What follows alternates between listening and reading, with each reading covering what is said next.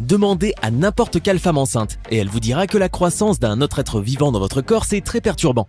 Ce fait est encore plus vrai si cette mère n'est elle-même qu'une enfant. Non, pas une jeune adolescente enceinte à 16 ans, mais carrément une préadolescente. Dans cette vidéo, aucune fille n'a plus de 10 ans.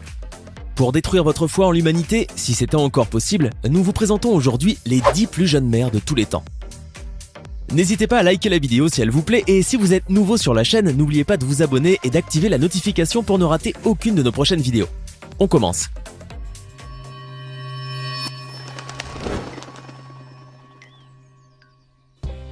Daphné.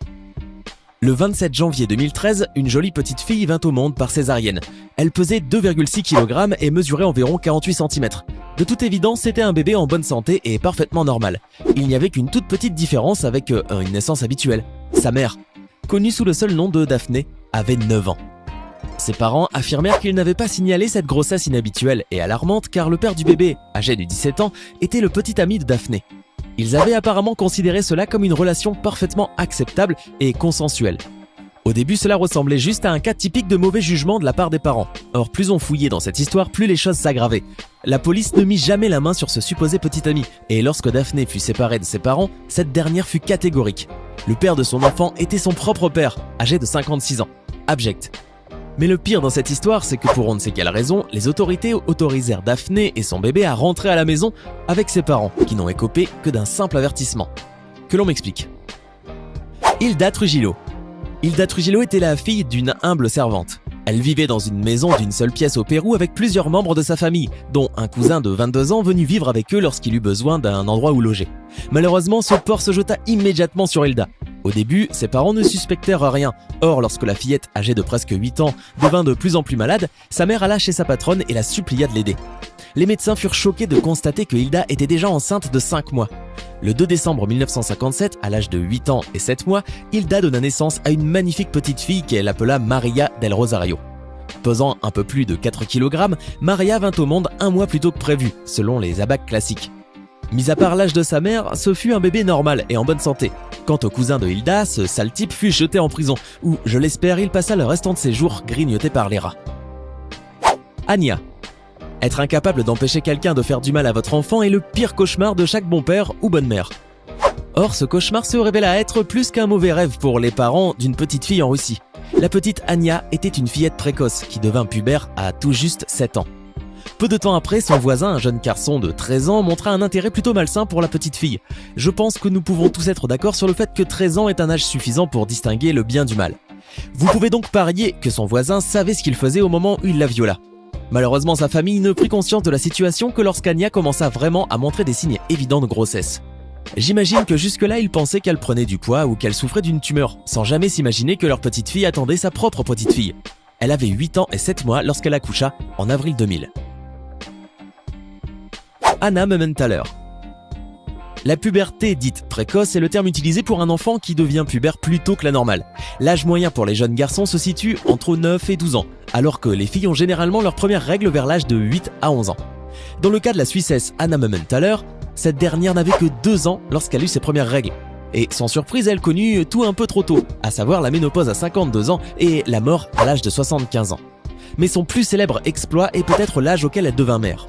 En 1759, elle n'avait que 8 ans et 9 mois lorsqu'elle accoucha d'une petite fille, qui malheureusement mourut à la naissance. Le père de l'enfant avait été identifié comme étant un ami de son père. J'espère vivement qu'en attendant son incarcération, il ne fut plus jamais autorisé à s'approcher d'Anna. Il finit en prison et c'est très bien car c'est exactement là qu'un monstre comme celui-là a sa place. H. Jusqu'à présent, une chose est commune entre toutes les filles de notre vidéo. Elle avait atteint l'âge de la puberté avant de devenir mère. Chacune de ces filles a mûri à un âge inhabituel et de manière très incroyable pour certaines. Cependant, il existe une petite fille, une indienne de 6 ans nommée H, s'est vue attribuer une place exceptionnelle dans l'histoire pour avoir été la seule fillette connue à n'avoir jamais eu ses règles avant de concevoir son premier enfant. H avait été transportée à l'hôpital avec un estomac gonflé et des douleurs abdominales. Les médecins présumèrent qu'elle avait une appendicite, jusqu'à ce que l'échographie révèle qu'elle était en réalité enceinte. Son bébé, une petite fille de 1,80 kg, est venue au monde par césarienne et bien que ses tissus mammaires ne fussent pas encore bien développés, elle fut capable d'allaiter son bébé durant 9 mois. H n'avait alors que 6 ans et 7 mois.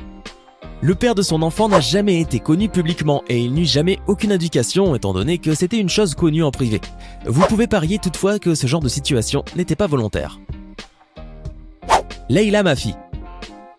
Originaire d'Iran, Leila n'avait que 8 ans quand son propre frère a commencé à payer sa mère dans l'espoir de coucher avec elle. Oui, vous avez bien entendu. La mère de Leila non seulement savait que ses fils abusaient de leur sœur, mais elle percevait aussi de l'argent pour laisser faire. Je ne trouve même pas de mots pour dire à quel point c'est dégoûtant. En 1994, elle n'avait que 9 ans lorsque son premier enfant est né, et des jumeaux suivirent lorsqu'elle en eut que 14. Ses frères furent arrêtés et fouettés pour leurs crimes. Leila, quant à elle, fut condamnée à mort pour ses relations sexuelles illégales et incestueuses. Dieu merci, un avocat d'Amnesty arrêta l'exécution et lui offrit finalement l'aide dont elle avait besoin. Des années après, des tests furent effectués sur Leila et il apparut qu'elle souffrait d'un retard de développement qui lui donnait un âge mental de 8 ans alors qu'elle en avait 19. Une petite Colombienne en 2004. Il n'arrive pas fréquemment qu'un policier vous arrête pour suspicion de trafic de drogue et finit par vous aider au lieu de vous causer du mal. Or, c'est exactement ce qui arriva à une fillette anonyme en Colombie. Un officier remarqua son ventre gonflé et serré et l'arrêta immédiatement avec sa mère. Il s'attendait à trouver la pauvre fille bourrée de boulettes de cocaïne, mais jamais il n'aurait imaginé que les rayons X dévoileraient une histoire beaucoup plus sombre. L'innocente enfant n'était pas du tout une passeuse de drogue, mais bien une fillette, enceinte de 32 semaines, soit 7 mois. 7 mois. Elle avait été violée par un pauvre type alors qu'elle allait chercher des médicaments pour sa mère malade. Sa famille jugea le crime trop embarrassant pour le signaler. Le 11 octobre 2004, la fillette accoucha à l'hôpital Mason. Elle avait 8 ans et 5 mois. Son agresseur n'a jamais fait face à la moindre accusation. Lina Medina. Lina Medina marqua l'histoire comme étant la plus jeune maman de tous les temps. En mai 1939, ses parents la conduisirent à l'hôpital à cause d'un gonflement rapide de l'estomac. Au lieu de la tumeur prévue, les médecins furent choqués de découvrir que Lina était enceinte de 7 mois. Ils durent carrément l'envoyer chez un spécialiste pour confirmer le diagnostic car, voyez-vous, Lina n'avait que 5 ans. Apparemment, elle avait atteint sa puberté à l'âge de 2 ou 3 ans et à 5 ans, elle avait déjà des seins bien développés. Quand on dit que les enfants grandissent trop vite, 1 mois et demi après la découverte de sa grossesse, les médecins l'aidèrent à mettre au monde par césarienne un petit garçon en bonne santé. Elle n'avait que 5 ans, 7 mois et 21 jours. C'est presque un bébé qui a eu un bébé. L'histoire se passait en mai 1939 et l'identité de l'homme violeur reste un mystère encore à ce jour. Espérons en tout cas qu'il ait eu une mort lente et douloureuse. Mumsy. Parfois, il peut être difficile pour nous de comprendre pourquoi d'autres cultures font les choses comme elles le font. Il existe beaucoup de manières différentes de vivre sa vie, des nourritures que nous pourrons manger ou qui ne seront pas autorisées, des croyances que nous avons et que d'autres n'ont pas, etc. Et parfois, il arrive même que les cultures soient totalement en désaccord sur ce qui est jugé comme normal. Dans certaines régions d'Afrique, un chef qui rassemble à un harem de jeunes filles n'a rien de surprenant, et il existe certainement d'autres pays et d'autres cultures qui pratiquent la polygamie avec des femmes de tous les âges. En revanche, beaucoup d'entre nous s'opposeraient farouchement à ce qu'un homme adulte fasse d'une fillette de 8 ans son épouse, peu importe si les parents de celle-ci étaient ou non d'accord. Et oui, un homme adulte qui épouse des enfants n'ayant pas la moitié de son âge, c'est hallucinant. Normalement, ces jeunes filles ne peuvent enfanter qu'une fois qu'elles atteignent au minimum l'adolescence. Or, Mumsy connut la maternité bien avant cette période, puisqu'elle eut son premier enfant à 8 ans et 4 mois. Fait insolite, sa fille accoucha à son tour précocement, faisant de Mumsy une grand-mère à l'âge de 17 ans. Yelizaveta Grishenko. Yelizaveta était à quelques jours de son 6e anniversaire quand elle fut transportée à un hôpital en Russie pour accoucher. Cela ne surprendra personne, mais ce fut pour elle un long travail difficile. Ses hanches et son canal d'accouchement n'étaient pas encore complètement développés et le bébé était carrément coincé dans son corps. En parallèle, les césariennes étaient considérées comme étant extrêmement risquées en 1934. Alors, conformément aux souhaits de ses parents et à l'aide d'une pince, l'enfant de Lisa fut finalement extrait. Malheureusement, le bébé mourut pendant l'accouchement à cause d'une insuffisance en oxygène liée directement à la longue durée du travail. Si on leur avait permis d'agir plus rapidement, les médecins auraient donc pu sauver l'enfant. Ce qui rend cette histoire encore plus troublante, c'est l'identité du père de l'enfant. Vous seriez peut-être tenté de soupçonner le père de Lisa, mais non, c'est encore pire. Le monstre inhumain qui engrossa cet enfant si jeune était son propre grand-père, âgé de 70 ans. L'une de ces jeunes mamans vous a-t-elle choqué? D'après vous, comment auraient dû agir les autorités envers les coupables? Une mort lente, j'espère. En tout cas, dites-le nous dans les commentaires ci-dessous. Hey, c'est tout pour aujourd'hui. Si vous avez aimé la vidéo, n'oubliez pas de la liker et de la partager avec vos amis. Et si vous êtes nouveau sur la chaîne, n'oubliez pas de vous abonner et d'activer la notification. Bye bye!